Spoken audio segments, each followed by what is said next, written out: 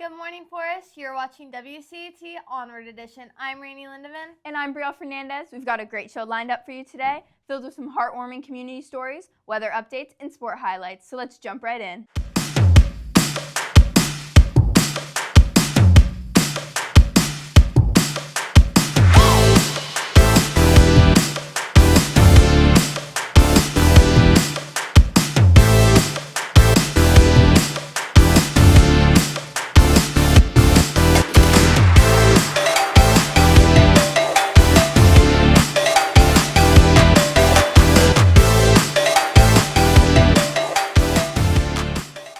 We're starting off with a special segment from our very own Colin Elfreen, who attended the Southeastern Youth Fair and got to speak with members about the rodeo's impact. It's more than just a show, it's a family tradition that's been passed down for generations.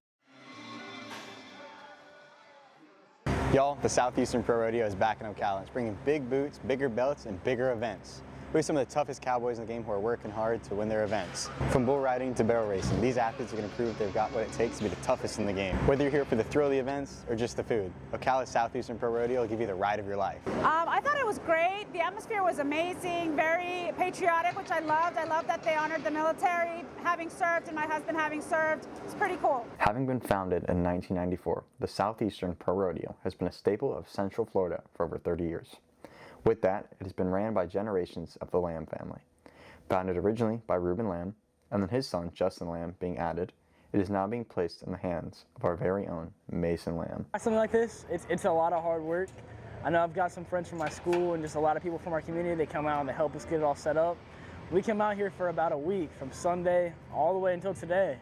After selling out both days, the rodeo brings in thousands each year from all four corners of the country. And this year, they've branched out and even got some international attention with visitors from Europe. This has had a great impact on the local community.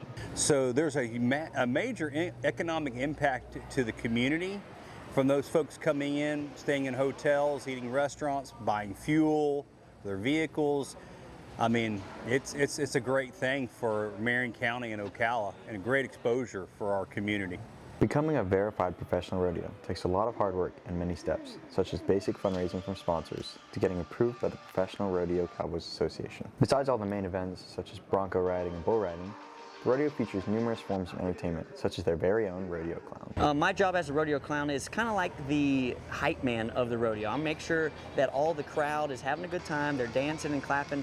These bull riders, they ride to their best ability when the crowd is screaming. So that's my job, just to get the crowd to scream and have a good time, and then hopefully we see something awesome in the arena. With yet another year in the books, the Southeastern Pro Rodeo continues to thrive and benefit the local community.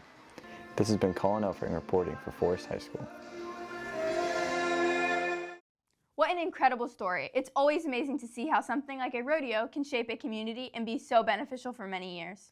Absolutely. And speaking of community, we're all about making sure you're prepared for your weekend. Brielle, what's the weather looking like? Let's take a look at your weekend forecast. Today, we will be seeing a high of 80 degrees with a low of 60, so it's going to be a bit warm, but with some partial cloud cover.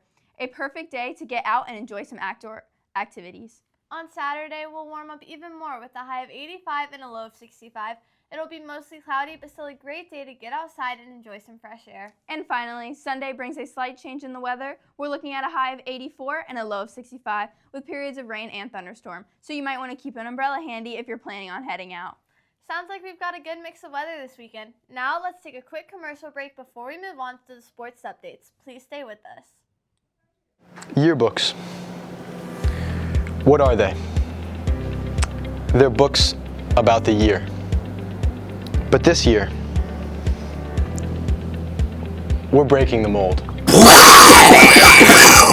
Our yearbook engineers have been working hard to bring you the cutting edge in yearbook technology.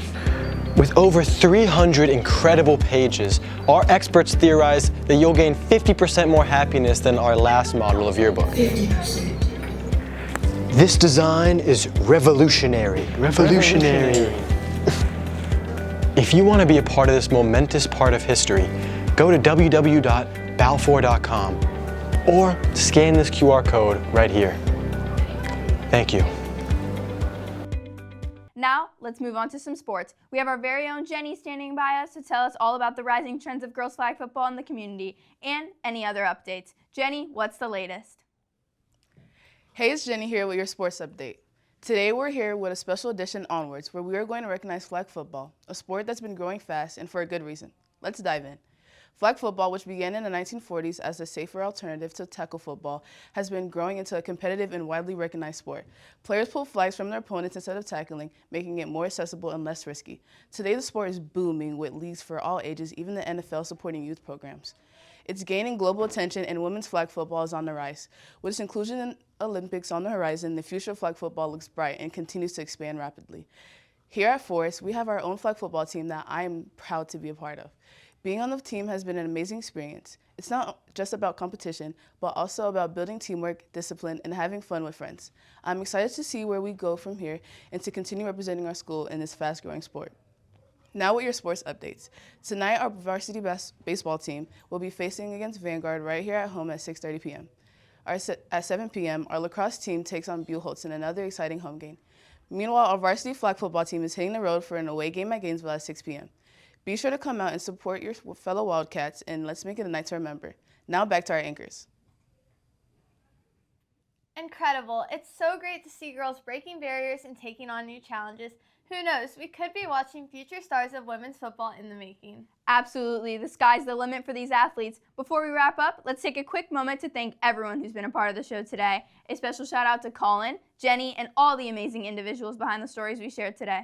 And of course, thank you to all of you watching. We're so glad you tuned into this special edition of WCAT. Once again, this has been Rainey Lindeman and Brielle Fernandez. Remember to stay safe, stay inspired, and keep moving onward.